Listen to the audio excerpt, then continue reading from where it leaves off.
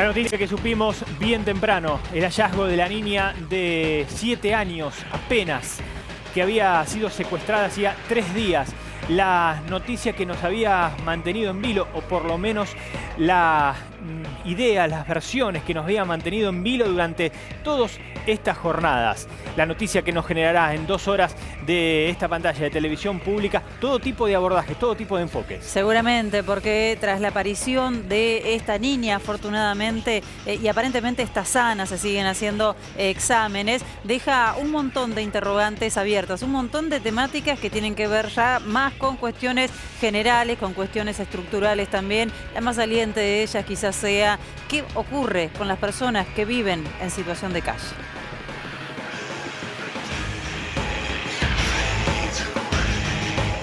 Así abrimos 2 horas de información. Buenas tardes, Feli. ¿Cómo estás? ¿Cómo están? Buenas tardes. Diana. Hola Ariel, hola, felicitas con mucha información. Hablabas recién de la niña M. Vamos a explicar por qué se dice niña M ahora, por un pedido de la Defensoría del Público y el Ministerio Público Fiscal para preservar la integridad de la niña. Así es, así es. Después daremos detalles, pero obviamente es distinto el momento de la búsqueda de los niños, de las niñas que son en ese momento buscados, y allí sí, por el alerta Sofía, la necesidad de hasta incluso masificar el nombre y las imágenes para que la sociedad entera pueda dar datos. De hecho, así comenzó todo. Así comenzó esta gran noticia. A partir de la llamada de una vecina al 911, después de haber visto que en una bicicleta se transportaba alguien similar al de la foto. Y ella tenía en mente la imagen de esa bicicleta con esa caja atrás y por eso se puso en alerta, llamó a la policía, hizo un seguimiento por un par de cuadras como para no perderlo de vista, y esto condujo a que finalmente se encuentre la niña que estaba dentro de una caja. La importancia de la comunicación y de la colaboración de toda la ciudadanía en este caso, ¿no? Que se cierra el proceso haciendo esto que están recomendando, levantando las fotografías de la niña y los datos que puedan llevar a identificarla, porque se trata de proteger sus derechos, se trata de no revictimizar ni estigmatizar. Absolutamente. Allí estamos en Villa Lugano, en el barrio donde todo comenzó, desde donde se fue Maya, pero también todo comenzó allí porque los vecinos, al cortar la calle, generaron que un caso más, lamentablemente, uno de los tantos casos como estos que tenemos en la República Argentina, adquiriera repercusión mediática y repercusión política también. Otras imágenes también, por ejemplo, veíamos allí la comisaría de la minoridad, donde esta niña ha pasado alguna de sus horas después de su encuentro, después de ese hallazgo que a todos nos ha emocionado. Nos vamos con el móvil, ¿les parece? Está Julieta Elgur justamente en Madariaga, lugar donde está detenido el sospechoso. Julieta. Buenas tardes, ¿cómo están? Hoy, por supuesto, la información cambió totalmente a partir de las 7:30 de la mañana, cuando se conoció la noticia que la niña M estaba viva y en buen estado de salud. Aquí se encuentra en la División de Investigaciones Especiales de la Policía Federal detenido Carlos Savans, quien fue su secuestrador. Primero estuvo en la comisaría 15, no declaró y ahora está, y se supone que lo está llevando adelante un abogado de oficio.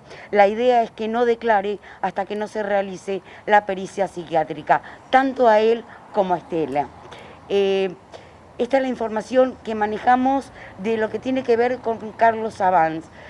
Vamos a hablar de un testigo al que llamaremos Leonardo, familiar de la niña M, que participó de los rastrillajes y le sorprendió muchísimo que esta mañana, cuando entra Estela a ver a su hija, ella empieza a llorar y la nena le dice: mamá, no llores. ¿Qué pasa? ¿Por qué llorás? Ella en ningún momento sintió que estaba en peligro. Y él, Carlos, alias Poki, le dijo: vamos a jugar a las escondidas. Por eso la tenía en una caja.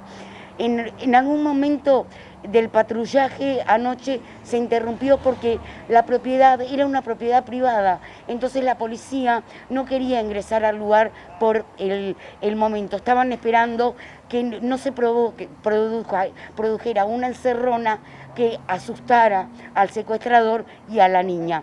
Por eso se esperó hasta entrada las primeras horas de la mañana. Julieta, la primera que tuvo la noticia... Sí. Sí. ¿Fue una tía? ¿La primera en la familia?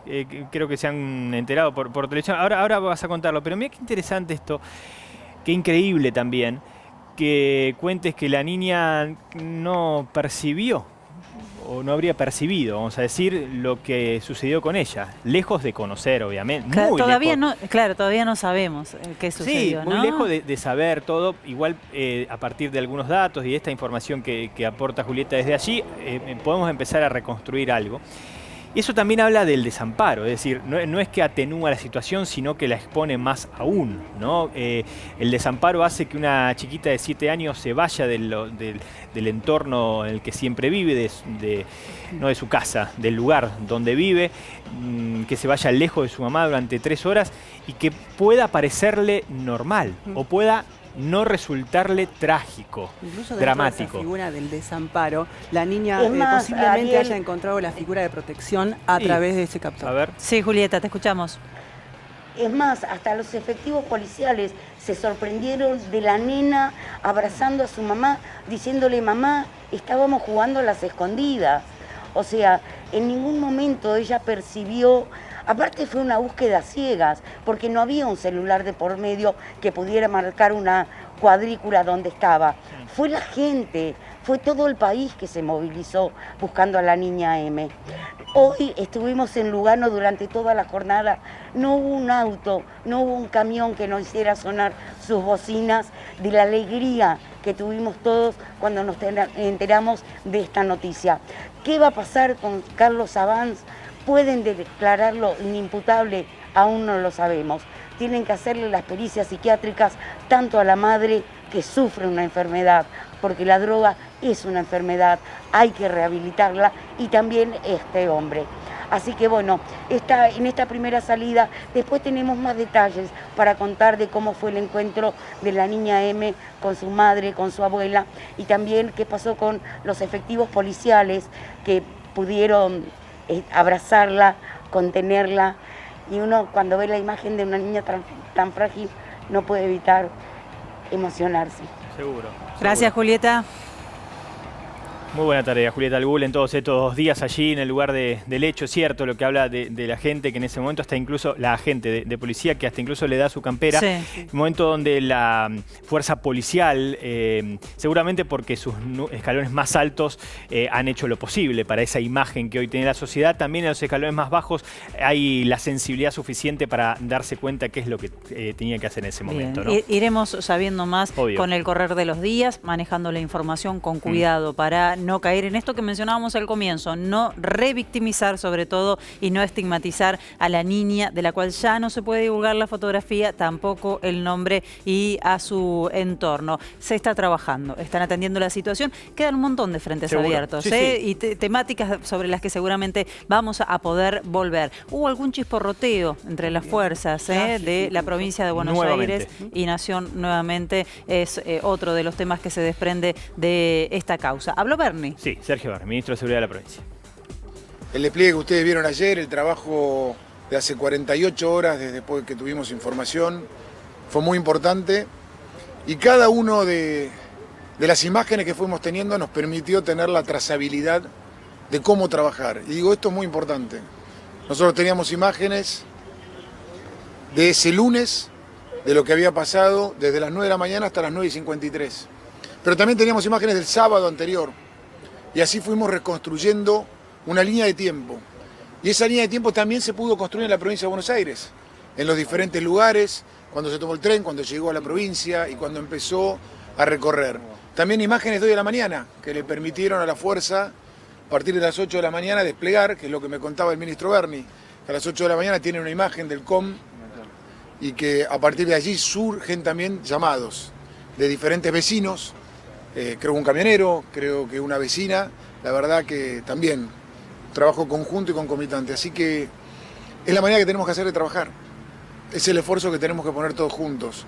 No fue casualidad que estuviéramos en Luján trabajando, fue producto de toda una investigación, de todo un día, con nada, porque buscábamos un fantasma con cámaras de vigilancia, pero lo importante es el despliegue territorial que tenemos, los contactos territoriales que tenemos con los diferentes sectores de la sociedad, y eso nos permitió ir cerrando el cerco aquí en Luján, y sabíamos que hoy entre las 7, le había dicho a su abogado, mirá que entre las 7 y las 9 de la mañana la tenemos que encontrar, porque si no la encontramos antes de las 9 de la mañana, seguramente que su destino no va a ser el mejor.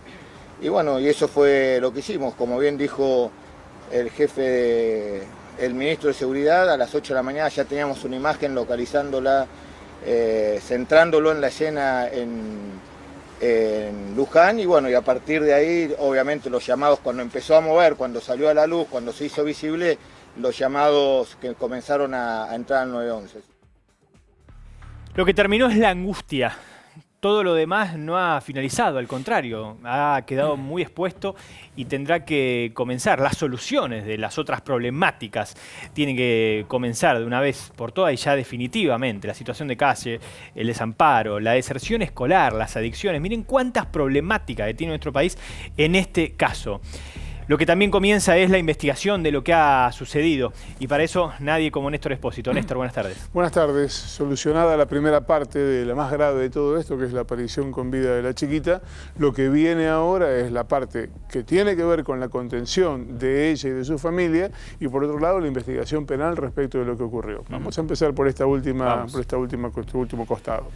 La investigación penal por ahora se orienta a determinar si el imputado comprendió la criminalidad de sus actos. ¿Qué significa esto? Si supo que estaba cometiendo un delito. Y hasta ahora todo parece indicar que no lo comprendió. La familia habla de un retraso madurativo. Sí, pero el retraso madurativo es relativo a la hora de medir la imputabilidad o la inimputabilidad. ¿Por qué? Porque hay una parte de este señor que comprendió la ruta por la que debía ir, que en lugar de ir por una autopista fue por una colectora, que supo en qué momento detenerse, que mantuvo una conversación. Es decir, hay una apariencia inicial de una persona de cierta normalidad. Ahora, en el momento en que se produce la detención, él se muestra sorprendido. No comprende por qué lo están deteniendo, y cuando el policía que lo detiene le dice, ¿vos sabés que te está buscando todo el mundo?